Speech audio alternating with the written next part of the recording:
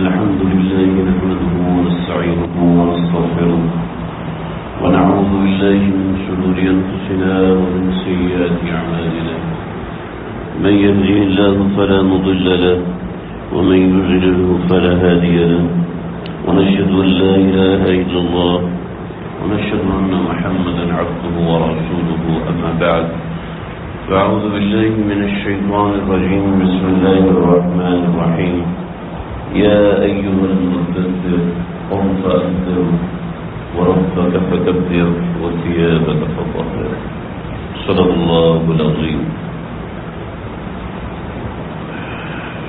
آقا علیہ الصلوۃ والسلام کی مبارک زندگی، اس کے اتار اور چڑھاؤ، اس میں ہمیں کیا سبق مل رہا ہے؟ آپ اپنی زندگی میں ہمیں کیا سمجھانا چاہتے تھے؟ کون سا مشن لے کر آئے تھے اور کون سی صفات اپنی امت کے اندر منتقل کی؟ اس کے لیے ایک مختصر سا آپ صلی اللہ علیہ وسلم کی زندگی کا حال شروع کیا تھا. ہماری بات یہاں تک پہنچی تھی کہ آپ علیہ الصلوۃ والسلام نے اعلانیہ تبلیغ شروع کی. کوئی بھی کام انسان شروع کرتا ہے تو دو چیزیں سامنے آتی ہیں. جیسے آپ علیہ السلام کی زندگی میں ہر دور میں یہ دو چیزیں آئیں، اور کس طریقے سے آپ آگے بڑے امت کو یہی سمجھایا، مجھے آپ کو یہی سمجھایا، ایک عام آدمی اور بادشاہ کو بھی یہ سمجھایا، ایک غریب اور فقیر کو بھی یہی سمجھایا کہ مشکلات آئیں گی. مشکلات کیسے آئیں آپ کی زندگی میں؟ ہم اپنی زندگی کو دیکھیں. آپ علیہ الصلوۃ والسلام کے سامنے دو قسم کی چیزیں آئیں. ایک تو یہ کہ سامنے مخالفت اور شدید مخالفت، جسمانی مخالفت، ذہنی مخالفت، عملی مخالفت، ہر طریقے کی مخالفت. اور دوسری چیز کامیابی. مخالفت بھی ہوئی اور کامیابی بھی ہوئی. یہاں سمجھ لیں، زندگی میں اگر مخالفت نہیں ہوگی تو کامیابی بھی نہیں ہوگی. ذہن میں رکھیے. جہاز جب اڑتا ہے تو محکمہ موسمیات سے مستقل رابطہ رہتا ہے کہ کس سمت سے جہاز کو اڑانا ہے، مشرقی سمت سے یا مغربی سمت سے، کہ پتہ چلتا ہے کہ ہوا کی مخالفت کہاں سے زیادہ ملے گی، تب جہاز اڑ سکتا ہے. تو زندگی میں مخالفت ملتی ہے، دوسری کامیابی ملتی ہے. مخالفت کی کیا وجہ تھی؟ کفار مکہ کوئی بیوقوف لوگ نہیں تھے، کوئی احمق اور پاگل تو نہیں تھے نا. کیا مخالفت کی وجہ تھی؟ مخالفت کی وجہ بڑی پہلے کی تھی. یہ میں خاص طور پہ بات اس لیے ذکر کر رہا ہوں کہ ہماری ویلیوز اور ہماری اقدار ہمارے دین سے بڑی ہو چکی ہے. ہم نے اپنی ویلیوز کو اپنے دین سے کئی گنا بڑا رکھا ہے. وجہ یہ ہے کہ سیرت ہمارے سامنے ہے. آپ صلی اللہ علیہ وسلم فرماتے تھے یہ سارے معبودان جو تم نے کعبے کے گرد کھڑے کیے یہ سب جھوٹے ہیں. لا الہ یہ نہیں ہے. تم جو مان رہے ہو جھوٹ بول رہے ہو، تم جو مان رہے ہو غلط کر رہے ہو. اسٹریٹ فارورڈ پہلی چیز لا الہ، اللہ کے رب یہ نہیں ہے. الا اللہ بعد میں آئے کہ صرف اللہ ہے. یہ معبود لا الہ کا مطلب کوئی معبود نہیں ہے، یعنی کوئی ایسا نہیں، کوئی مسجود نہیں ہے، کوئی خالق نہیں، کوئی مالک نہیں، کوئی معبود نہیں، کوئی ایسا نہیں کہ اس کے سامنے ہاتھ پھیرے دیں. لا الہ کا یہ مطلب الا اللہ، سوائے اللہ کے، اللہ کے علاوہ کوئی نہیں. اچھا آپ سمجھ لیجئے، آج تک جتنے بھی کفار ہیں مستشرق ہو گئے، مستشرق تو علم ایک اس طرح ہے، ہندو ہو گئے، مشرک ہو گئے یا عیسائی، کوئی بھی کافر ہے وہ اللہ کو ضرور مانتے ہیں. یہودی اللہ کو مانتے ہیں، عیسائی اللہ کو مانتے ہیں، سکھ اللہ کو مانتے ہیں. اور سکھ اگر وحدانیت ہمارے سامنے بندہ حیران رہ جاتا ہے یہ کیسے وحدانیت بیان کرتے ہیں. تو سکھ اللہ کو مانتے ہیں، ہندو مت اللہ کو مانتے ہیں. صرف ایتھیسٹ ہیں وہ اللہ کو نہیں مانتے اور اس کے پیچھے ان کے پاس کوئی مضبوط دلیل بھی نہیں. اور جتنے بھی مذاہب دنیا میں بن رہے ہیں ان میں اکثر ایسے ہیں جو اللہ کو مانتے ہیں. مشرکین مکہ بھی اللہ کو مانتے تھے، اور اللہ کا نام امت محمدیہ کو اللہ ملا. امت محمدیہ سے پہلے جتنے بھی امتیں گزری ان کے سامنے اللہ کا نام رحمان تھا. قالوا الرحمن، رحمان ہم کیا رحمان ہمیں تو اس کے بارے میں کچھ بھی نہیں بتائے گا. تو رحمان وہ جانتے تھے، اللہ کو نہیں جانتے. آپ صلی اللہ علیہ وسلم کی ذات گرامی واحد ذات گرامی جس نے اللہ کا تعارف کروایا. تو یہ لوگوں کا نظریہ اور اقدار یہ بنے ہوئے تھے کہ یہ سارے معبودان ہیں، آپ نے سب سے پہلے آ کے ان کا انکار کیا. تو یہ کہتے کہ تم ہمارے معبود کو گالیاں دیتے ہو. لات ہے، منات ہے، عزا ہے، حبل ہے، یہ سب سے بڑا بت تھا. تو یہ کوئی معبود نہیں ہے. جب وہ یہ مانتے تھے کہ یہ کوئی معبود نہیں ہے تو اس بات پہ ان کو غصہ آتا اور اس بات پہ وہ مخالفت کرتے، اس بات پہ وہ جھگڑا کرتے تھے اور اس بات پہ وہ آپ صلی اللہ علیہ وسلم سے ناراض ہوتے تھے. حتیٰ کہ ایک مرتبہ آپ صلی اللہ علیہ وسلم کے جتنے متبعین تھے ان سب کو مارا بھی، ان کی پتھروں سے مارا، پتھر سے باندھ کر دھوپ میں ڈال دیا. کسی کو لوہے کی زرہ پہ نہیں، لوہے کی زرہ ہوتی ہے، لوہے کی آپ سمجھ لیجیے جیسے ہماری جیکٹ ہوتی ہے، کوٹ ہوتا ہے، جیکٹ ہوتی ہے تو لوہے کی جیکٹ ہوتی ہے. اب ظاہر بات ہے یہ جیکٹ آپ اگر ڈال کے کسی کو دھوپ میں ڈال دیں گے تو ایک تو اوپر کی گرمی اور ایک جیکٹ کی گرمی، تو وہ کتنی تکلیف کا باعث ہوتا ہے وہ آپ سمجھ سکتے ہیں. تو اس طرح کی تکلیفات، ہر تکلیف کی تفصیل نہیں بتا سکتے. تو یہ اس نوعیت کی بڑی شدید قسم کی تکلیفات مسلمانوں کو دی گئی.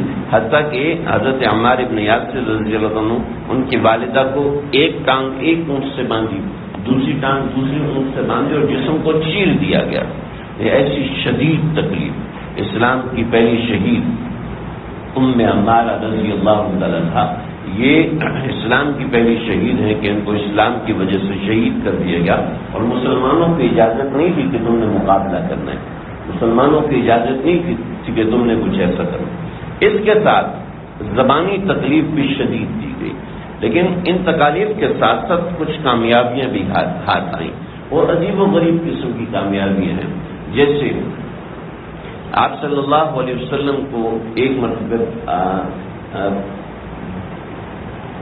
صفا پہاڑی کے پاس آپ تشریف فرما تھے تو وہاں پر ابو جہل آیا اور ابو جہل نے آپ صلی اللہ علیہ وسلم کو برا بھلا کہنا شروع کیا اور اتنا برا کہا امیہ بن ابی سلط اس کے ساتھ تھا. اس نے کچھ ایسی خطرناک حرکت کی کہ زبان بیان کرنے سے کانپتی ہے کہ اس نے وطفل علی وجہ النبی صلی اللہ تعالی علیہ وسلم البدایہ والنہایہ کی بات، تو اس نے آپ علیہ الصلوۃ والسلام کے چہرے پہ تھوک پھینکا. کیا قصور تھا؟ صرف اللہ کا نام آگے کرنا تھا، اللہ کا نام ہم تک پہنچانا تھا. تو یہ بات جب دیکھی تو آپ صلی اللہ علیہ وسلم کے قبیلے کے اوپر ایک زد آئی اور دوسری طرف سے ابو جہل قبیلہ بنو عدی کا تھا تو اس قبیلے والے تھوڑا سا خوش ہوئے کہ یہ کیا ہو گیا. تو ایک عورت نے جا کے سیدنا حمزہ کو بتایا کہ بھی یہ اس طرح ہوا ہے اور تمہارے بھتیجے کا دفاع کرنے والا کوئی بھی نہیں، کوئی بھی. قبیلہ بنو عدی قریش کی شاخ ہے، یہ قبیلے والے تو اتنا ظلم کر رہے ہیں اور آپ کے قبیلے والے بالکل خاموش ہیں، یہ تو نہیں ہونا چاہیے. تو وہ حضرت حمزہ رضی اللہ عنہ مسلمان نہیں ہوئے تھے، شکار کر کے آئے تھے، سیدھا حرم میں داخل ہوئے اور ابو جہل سے کہا کہ تم نے میرے بھتیجے کے ساتھ یہ کیا کہ تم کیا سمجھتے ہو کہ وہ اکیلا ہے؟ وہ اکیلا نہیں، ہم اس کے ساتھ ہیں. تو ابو جہل نے آگے سے زبان کھولنے کی کوشش کی اور حضرت حمزہ تو غصے میں بھرے ہوئے تھے کہ ہمارے قبیلے کے کسی شخص کے بارے میں ایسی بات کی. تو اس نے حضرت حمزہ نے کمان ماری، بعض روایت میں تلوار الٹی طرف سے، یعنی تلوار ایسے ماری جیسے تو تلوار ایسے کر کے ماری جس سے ابو جہل کے سر پر زخم آیا. اور لوگوں نے کہا کہ ہم قبیلہ بنی عدی کے 200 لوگ جمع ہیں، ہم حمزہ کو چھوڑیں گے نہیں. تو ابو جہل کہنے لگا کہ نہیں، اصل میں بات یہ ہے کہ میں نے کہنے میں کچھ زیادتی کر دی تھی، مجھے یہ نہیں کہنا چاہیے تھا. بہرحال یہ واقعہ ہوئے. یہ سارے لوگ جمع ہوئے حضرت ابو طالب کے پاس اور ابو طالب سے کہنے لگے کہ بھئی ان کو کیا چاہیے، ان کو اگر یہ چاہیے ان کو مکہ کا سردار بنا دیا جائے تو ہم سارے سرداران مکہ یعنی سارے قبیلوں کے سردار مل کے ان کو سردار ہونے کا اعلان کر دیتے ہیں. اگر ان کو یہ خواہش ہے کہ ان کا نکاح کسی بڑے خاندان میں کر دیا جائے تو ہم ان کا نکاح بھی کسی بڑے خاندان میں کر دیتے ہیں. اگر ان کو یہ خواہش ہے کہ ان کو مال دے دیا جائے تو ہم سارے مل کے اپنا مال دینے کو تیار ہیں. یہ ہمارے معبودین کے بارے میں لا الہ نہ کہیں، لا الہ نہ کہیں، ہم جتنا مال ہو دینے کو تیار ہیں. لیکن اگر یہ ساری پیشکش سمجھدار انسان کے لیے ہوتی ہے، لیکن اگر ان کے بارے میں ان کو یہ لگتا ہے کہ شاید کوئی دماغی اثر ہے یا کوئی جن چڑھا ہوا ہے تو ہم اس کا بھی علاج کروانے کو تیار ہیں. بس آپ ان سے کہیں کہ یہ والا کلمہ نہ کہا کریں. تو یہ پیشکش عام طور پہ ہمیں سنائی جاتی ہے، بتائی جاتی ہے، لیکن یہ پیشکش کس قدر بڑی گستاخی ہے آپ سوچ بھی نہیں سکتے. آپ ذرا تصور کریں کہ ایک صحیح سلامت آدمی کو کہا جائے تم جو اتنی مار کھا رہے ہو تم اس لیے مار کھا رہے ہو کہ تم کہیں شادی کرنا چاہتے ہو. کیا کتنی خطرناک توہین والی بات ہے. اگر جی آپ اس وقت سرداری قبول کر لیتے تو سارا مکہ کچھ دیر میں کچھ عرصے میں مسلمان ہو جاتا. ارے نہیں بھائی، یہ بات نہیں ہے. اپنی شرائط پہ نو کمپرومائز. جو ہماری ویلیوز ہیں، جو ہماری اقدار ہیں، ان اقدار پہ ہم کمپرومائز نہیں کر سکتے. ان اقدار پہ کمپرومائز کرنا اسلام کی توہین ہے. جیسے آپ کو یہ نظر آ رہا ہے کہ ان باتوں کو مان لینا رسول اللہ صلی اللہ علیہ وسلم کی شان میں گستاخی ہے. اس طریقے سے اپنی ویلیوز کو چھوڑ کے دوسری چیزوں پہ چلے جانا یہ اسلام کی توہین ہے. یہ اسلام کی جی قادیانیوں کے بارے میں اتنی سخت زبان کیوں دی؟ اس لیے کہ ہماری ویلیوز ہیں، اس کے اوپر ہم اسلام کی توہین برداشت نہیں کر سکتے. یہ بہت چھوٹی سی چیزیں مولویوں نے اتنی بڑی کی ہوئی ہے. اصل میں یہ بات نہیں ہے. جو لوگ اپنی ویلیوز بھول جاتے ہیں وہ دنیا میں کبھی ترقی نہیں کر سکتے. ہم اپنی ویلیوز بھول چکے ہیں. بطور مسلمان جو ویلیوز ہوتی ہیں ہماری من حیث القوم یا انڈیویجل لیول پر ہمیں وہ ویلیوز نہیں رہی. ہمارے معاشرے کے اندر جو اسلامی اقدار تھے ان اقدار پہ اتنی بحث کر دی گئی کہ وہ ایک مشکوک چیز بن چکی. خیر میرا موضوع نہیں ہے، لیکن یہاں سے سمجھ میں آ رہا ہے. آپ علیہ الصلوۃ والسلام نے جواب دیا یہ سرداری کی بات کر رہے ہیں، اگر یہ میرے ایک ہاتھ پہ چاند رکھ دے دوسرے ہاتھ پہ سورج رکھ دے تب بھی میں لا الہ کہنا نہیں چھوڑوں گا. مطلب یہ ہے کہ ان کی سرداری تو ایک مکے کی حد تک ہے نا. یہ اپنی سرداری اتنی بنائے کہ زمین سے نکل کے چاند تک چلی جائے، چاند سے نکل کر سورج تک چلی جائے، اتنی اونچی بھی سرداری چلی جائے اور وہ یہ ساری سرداری مجھے دیں اور وہ سرداری لے کر میں لا الہ کہنا چھوڑ دوں. ایسا نہیں ہو سکتا. دیکھیے جی ہمارے آقا صلی اللہ علیہ وسلم ہمیں کیا سکھا ہے؟ اپنی ویلیوز پہ کبھی سودا نہیں کرنا. اپنی ویلیوز پہ پڑھے لکھے لوگ ہیں. اسرائیل کو تسلیم کر لیں ہمارا پیٹرول سستا ہو جائے، اسرائیل کو تسلیم کر لیں ہمارے قبضے میں آپ ہو جائے، اسرائیل کو تسلیم کر لیں یہ ہو جائے، اسرائیل کو یعنی یہودیوں کو مان لیں کہ تمہاری مملکت بن چکے ہیں. ہاں جی فلاں بھی تو مان چکے ہیں. بہت سے لوگ اپنی ویلیوز بیچ چکے ہیں. تو دوسرے کی ویلیوز کو بکتا ہوا دیکھ کے اپنی ویلیوز نہیں بیچ سکتے. اگر ایک محلے کے اندر ایک شخص بے شرم ہے تو سارے بے شرم نہیں ہو جاتے. اور جس میں غیرت ہوتی ہے، جس میں سمجھ اور فہم ہوتی ہے، وہ اپنی ویلیوز کو نہیں چھوڑتا. بہرحال اور یہ ویلیوز کوئی ہماری اپنی بنائی ہوئی نہیں ہے، اللہ کی دی ہوئی ویلیوز ہیں. آپ صلی اللہ علیہ وسلم کے سامنے یہ مشکلات آئیں، آج جیسے امت مسلمہ کے سامنے ویسی مشکلات، وہی چیزیں ہمارے سامنے ہیں. ہم اپنی ویلیوز کو اپنے بچوں کی خوشی کے سامنے چھوڑ دیتے ہیں. ہم اپنی ویلیوز کو اپنی بیوی کی خوشی کے سامنے چھوڑ. ویلیوز ہمارا دین ہے. ہم اپنے دین کو بچوں کی وجہ سے چھوڑ دیتے ہیں. ہم اپنے دین کو اپنی تھوڑی سی سستی کی وجہ سے چھوڑ دیتے ہیں. اپنے دین کو اپنی تھوڑی سی غفلت کی وجہ سے چھوڑ دیتے ہیں. تھوڑا سا آرام چاہیے اس کے لیے دین کو ایک دین کی نو ویلیو، دین کی کوئی اہمیت نہیں. بس مجھے کیوں اچھا لگتا ہے میں اس طرح کمفرٹیبل ہوں. یہ نہیں ایک مسلمان آپ صلی اللہ علیہ وسلم کے سامنے کتنی بڑی چیزیں رکھے گی. سیرت کا یہ پہلو ہمارے سامنے کھلے. پھر جب ایسی کامیابیاں ملتی ہیں، ابو ذر غفاری قبیلہ غفار، یہ بعض لوگ کہتے ہیں غفار نہیں ہے، غفاری ہے. غفاری حضرت ابو ذر یہ غفار قبیلے کے تھے. انہوں نے اپنے بیٹے انیس، اپنے بھائی انیس کو بھیجا کہ جب پتہ چلا کہ کوئی پیغمبر آیا. تو حضرت ابو ذر غفاری کے بھائی آئے اور پتہ کیا لوگوں سے. تو لوگوں نے بتایا کہ ہاں اس شخص نے دعویٰ تو کیا لیکن وہ ایسا ہے، کچھ آپ کے ساتھ چیزیں لگائی. تو ابو ذر غفاری کو سمجھ میں نہیں آئی. کہنے لگے نہیں میں خود جاؤں گا. چنانچہ آئے مکے میں اور بیٹھ گئے. پتہ چل چکا تھا کہ مخالفت بڑی شدید ہے، مخالفت بڑی تکلیف دہ. دو روایتیں دونوں بڑی مضبوط ہیں اور دونوں روایت بڑی دلچسپ ہیں. ایک روایت پہلی سنا دو. حضرت ابو ذر غفاری مکے میں آئے اور بیٹھ گئے. اللہ جی میں یہاں پر حق بات سمجھنے کے لیے آیا ہوں، آپ خود میری رہنمائی فرمائیں، کیونکہ کسی سے پوچھ نہیں سکتے تھے.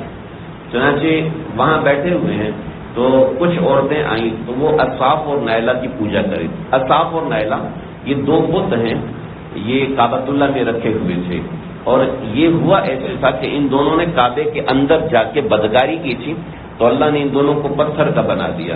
تو کچھ عرصے تک تو عبرت کے طور پہ یہ لٹکے رہے وہاں پر، پھر لوگوں نے ان کو معبود بنا لی.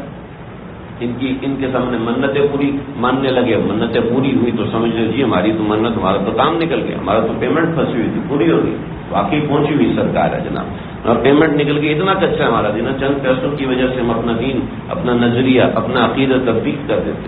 ایسا نہیں ہونا چاہیے. مسلمان ہے اتنا مضبوط ہونا چاہیے کہ اس کے سامنے پانی برف بن جائے تب بھی وہ کہ میرے ایمان میں فرق نہیں آیا. حضرت علی فرماتے تھے میں جنت کو دیکھ لوں اس کے بعد میرے ایمان میں ذرا بھی فرق نہیں آئے گا جتنا مجھے جنت کا یقین. میں جہنم کو دیکھ لوں اس کے بعد بھی میرے ایمان میں فرق نہیں پڑے گا، میرا ایمان اب اتنا ہی رہے گا جتنا ابھی ہے. تو مومن کا ایمان تو ایسا ہونا چاہیے. وہ ایمان ایسے نہیں بنتا کہ جو ہم کھوکھلی قسم کی نمازیں پڑھنے سے نہیں، محنت کرنے سے، اللہ سے مانگنے سے بنتا ہے. اور میں اور آپ ہم سب مانگ سکتے ہیں، یہ مولوی صاحب کا کام نہیں، صرف مولوی ہر مسلمان کا کام ہے. یہ صرف مولوی کی میراث نہیں، یہ صرف حافظ سرکاری سب کی میراث نہیں، یہ میری آپ ہم سب کی میراث ہے. ہم خود اس کو لے سکتے ہیں. حضرت ابو ہریرہ نے شور مچایا، ارے مسجد میں میراث تقسیم ہو رہی ہے، جاؤ. اللہ کے نبی کی میراث تقسیم ہو رہی ہے، جاؤ. سارا بازار خالی ہو گیا. اس سے کبھی یہاں تو کچھ بھی نہیں ہے، نہ کھجورے ہیں، نہ دینار ہے، نہ درہم ہے، کچھ بھی نہیں ہے. کہ یہاں پر حدیث سنائی جا رہی تھی. حدیث تو اللہ کے نبی کی میراث ہے، دین سکھایا جا رہا تھا، دین ہی تو اللہ کے نبی کی میراث ہے. پیسے کے پیچھے بھاگ رہے ہو. ارے اللہ کے نبی کی میراث تو پیسہ نہیں ہے، میراث تو پیسہ زمین جائیداد ہوتی ہے. اللہ کے نبی کی میراث انما ورث العلم فمن اخذه اخذ بحظ وافر، جو لے تو بہت زیادہ ہے. یہ میری میراث ہے. اللہ کے نبی نے مجھے آپ ہم سب سے فرمایا فمن اخذه اخذ بحظ وافر. ارے زیادہ لینا، تھوڑا سا نہیں لینا. دین لینا تو بہت زیادہ لینا. خیر، آپ علیہ الصلوۃ والسلام یہ اصاف اور نائلہ کے بت پڑے ہوئے تھے تو عورت نے ان کے سامنے سجدہ کیا، اس کے پاؤں میں دودھ بہایا. تو حضرت ابو ذر غفاری کہنے لگے ارے یہ کیا کر رہی ہو؟ کہ یہ ہمارے خدا ہیں، ہمارے قبیلے کے خدا ہیں. کہ انہوں نے تو کعبے میں زنا کیا تھا اور اللہ نے عذاب کے طور پہ پتھر کا بنا دیا. تو ہمارے معبودان کو برا کہتا ہے. جو کہتے وہ لوگ باہر نکلی تو حضرت ابوبکر صدیق اور آپ صلی اللہ علیہ وسلم تشریف لا رہے تھے. تو انہوں نے کہا کہ ابھی اس طرف نہ جانا، کعبے میں ایک شخص بیٹھا ہوا جو کہ صحابی ہے. بھی کیوں، کیا ہوا؟ وہ کہتا ہے کہ یہ بت ہیں، انہوں نے زنا کیا تھا، یہ ایسے ہیں ویسے ہیں، بہت غلط بات کہہ رہے. ایسا بندہ کعبے میں آیا ہوا، خیال سے جانا. تو آپ صلی اللہ علیہ وسلم نے فرمایا کہ ابو بکر یہ تو ہمارا ساتھی ہے، چلتے ہیں اس کے پاس. آپ صلی اللہ علیہ وسلم حضرت ابوبکر صدیق کے ساتھ گئے اور ابو ذر غفاری سے ملے. کبھی کس غرض سے آئے ہو؟ کہا جس غرض سے آیا ہوں. کہا کچھ آپ مجھے سنائیں گے؟ تو آپ نے فرمایا کہ ہاں سناؤں گا. پھر آپ نے الحمدللہ سورہ فاتحہ پوری پڑھی. ابو ذر غفاری رضی اللہ عنہ کو سمجھ میں آ گیا کہ واقعی دین برحق ہے اور دین بالکل برحق ہے. فوراً اسلام کو. یہ ایک روایت. دوسری روایت ہے کہ حضرت ابو ذر غفاری آئے، ایک دن پورا حرم میں رہے. رات کے وقت سیدنا علی مرتضیٰ نے دیکھا کہ بھی اجنبی ہو، مسافر ہو، جی مسافر. چلو رات ساتھ رکھا. صبح فجر کے بعد آئے پھر حرم میں، اگلی رات پھر رکھا، اگلی رات. 3 دن جب پورے ہوئے تو حضرت علی نے پوچھا کہ آپ مسافر ہیں، میں پوچھنا چاہتا ہوں آپ کس غرض سے آئے؟ تو حضرت ابو ذر کہنے لگے کہ بھئی بات رات کی ہے، میں ہر کسی سے نہیں کر سکتا، یعنی آپ مجھے بتائیں، بہت سی چیزیں مجھے معلوم. تو سیدنا ابو ذر کہنے لگے کہ بات یہ ہے کہ کسی شخص نے نبوت کا دعویٰ کیا ہے میں ان سے ملنا چاہتا ہوں، تحقیق کرنا چاہتا ہوں۔ حضرت علی نے فرمایا کہ ٹھیک ہے، میں ان کو جانتا ہوں اور اچھے سے جانتا ہوں، اب ایسا کرنا کہ میرے ساتھ آنا، لیکن ایسے ساتھ آنا کہ کسی کو پتہ نہ چلے۔ حضرت علی کا دماغ اس وقت بھی اتنا سمجھدار اور فہم والا تھا کہ میں آپ کو بتاتا ہوں کس طریقے سے حضرت ابو ذر غفاری کو گائیڈ کیا۔ لے کے چلے، ہمیں لگے کسی جگہ میں بیٹھ جاؤں گا، آپ آگے چلے جانا، پھر میں پیچھے سے پتھر پھینکوں گا تو پتھر جس سمت میں جائے گا آپ نے اس طرف مڑنا ہے۔ چنانچہ حضرت علی اس طریقے سے کئی جگہوں سے گھما کے حضرت ابو ذر غفاری کو آپ علیہ الصلوۃ والسلام کے پاس لے کر گئے۔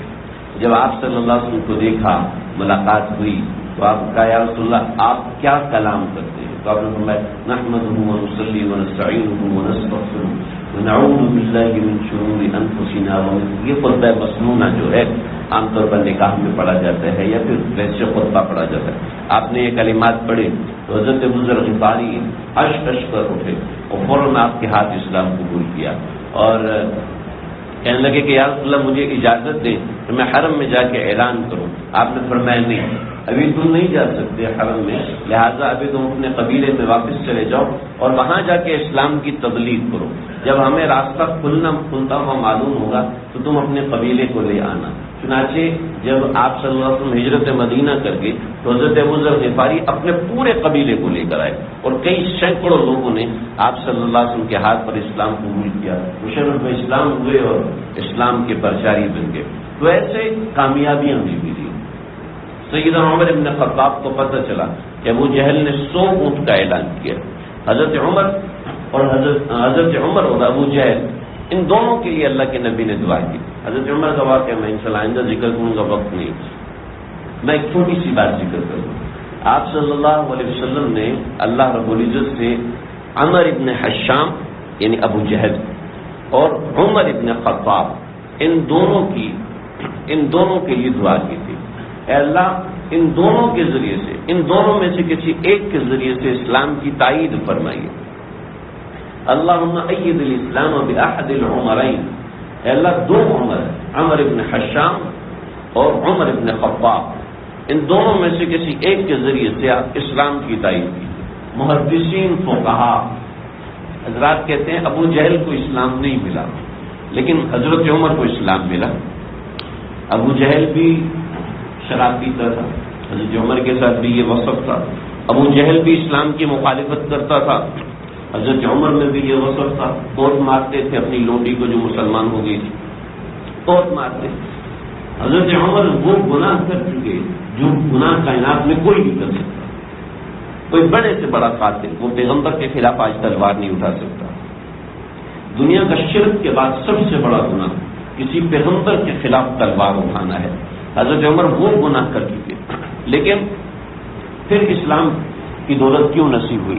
فقہا نے لکھا ہے حضرت عمر زبان کے گندے نہیں تھے، زبان کے گندے نہیں تھے۔ ابو جہل زبان کا گندا تھا، ابو جہل زبان سے مذاق اڑاتا تھا۔